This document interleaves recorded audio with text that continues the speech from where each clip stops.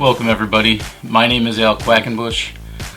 I am an outdoor writer and I am also a hunter and a firearm enthusiast. What do I mean by that?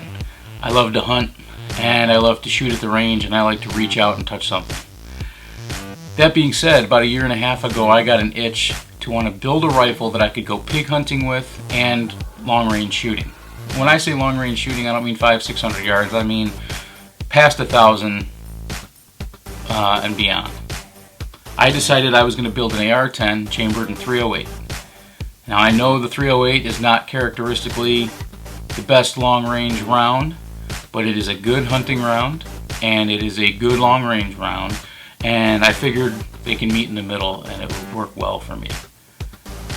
So this is going to be the first video in a short series of what parts I've chosen, assembly of the parts, taking it to the range and getting it dialed in, and then taking it pig hunting and to see how everything performs. I will be loading the ammunition that I will be using will be hand loads that I will choose based on the mechanics of the rifle and basically copper alloy bullets because I have to be California compliant. Now, as a disclaimer, I will be taking this when it's all assembled to a gunsmith and having them check and verify headspace and that everything cycles properly before I go to the range. But we're not there yet. So let's get into what parts I'm using and why I chose them, and let's get this thing built. Right in front of me I've got the Vortex Viper PST Gen 2 5-25 by 50. This is a pretty incredible scope. I've used this scope before, and after talking with the guys at Vortex, we decided we were going to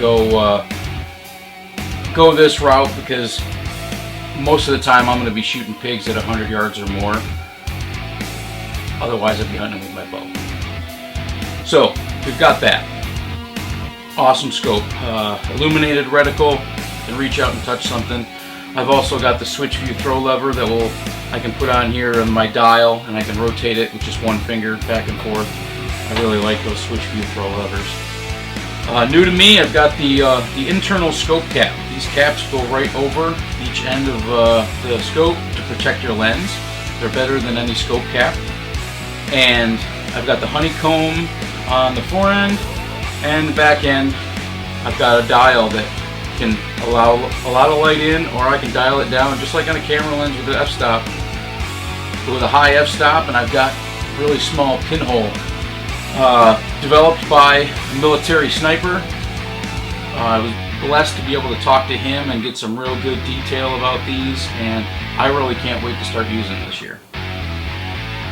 For the scope mount, I am using the Warren Precision scope mount. This is a one-piece mount that I've never used a one-piece before. I wanted to use a one-piece this year because I figured it would be beneficial with this build. I imagine that this is going to get beat up over time, and I wanted something solid. I have the Radian Raptor charging handle. Ambidextrous, comes highly recommended. I really liked when I tested this out, so I can't wait to put this on this rifle. Going over here, I have the Aero Precision M5 handguard. I chose this handguard because it doesn't have all the flu stuff on the bottom, M-lock, and it just has a Picatinny rail up at the top, but it's plenty of holes, barrel can cool down, but it's really lightweight and it gives me room to add different things. It's modular. The rifle barrel, it's a Faxon Firearms 18-inch match rifle barrel in .308, and this thing is solid. I wanted something, I didn't want to go with a really long 20-inch barrel, and some people might say that's not really that long. I wanted something a little bit shorter, but still that was match grade and would allow me to reach out and touch something. So that's why I've got the Faxon Firearm barrel. Also from Aero Precision, I have the M5 upper with the barrel nut included. Pretty cool little feature. It was really nice to see that on there. And along with that upper, I've got the M5 lower. Now you guys might be wondering, why am I using so many parts from Aero Precision? Well, I wanted to have parts I knew that would fit together properly. And I knew if they were manufactured from the same location and they got high recommendations from other firearms enthusiasts and shooters, that's who I was going to go with. And that's why I chose Aero Precision.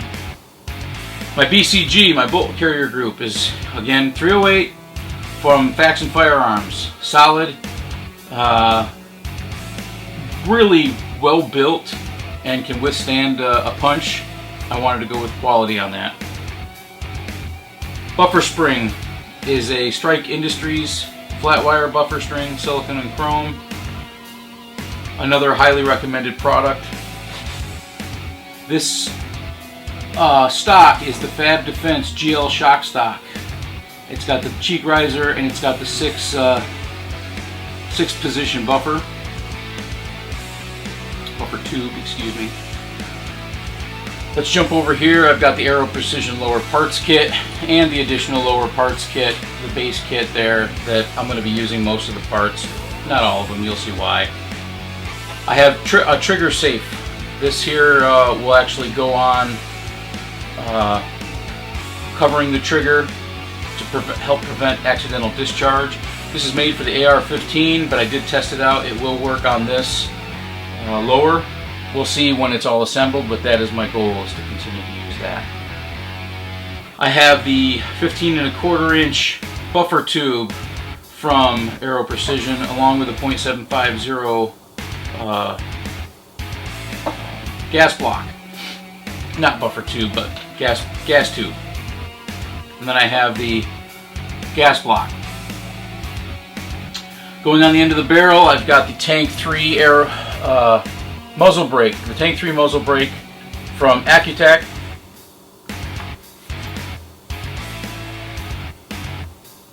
I'll kind of come back this way, and I'm going to jump here. I've got the BCM nylon rail. This is the M-LOK version that's going to go on the base of this handguard, so that I can mount my quick detach bipod from Accutech. It's a solid bipod. I've used them before. You could beat them up, and they're just a really well-built bipod. Going with the Geisley Automatics SSAE trigger, super semi-automatic enhanced. The trigger is smooth, it's butter. I love the way it performs, so that's why it's going to go on this rifle. P-Mag, 10-round P-Mag from Magpul, pretty self-explanatory. I am going to be putting on a Juggernaut Tactical Hellfighter kit. This will make it California compliant. I have the Ergo grips, rubber grip for the AR-10. It does have the plug also for the bottom. I couldn't get it to fit properly. I may just leave it open, but we'll see. I may play around with that a little bit. And I have the adjustable buffer from Odinworks. Let me show you guys this. This is pretty cool.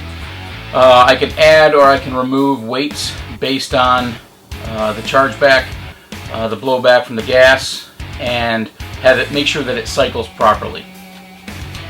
So with that being said, I'm going to get this thing, I'm going to start assembling it. I'm going to videotape the process so you guys can see it. When I'm done assembling it, I will be taking it to a gunsmith to check headspace, verify everything's cycling properly. I don't want to take it to the range and totally screw it up. I want to make sure that everything is correct. And then we'll take it to the range, sight it in, and then we'll take it out pig hunting.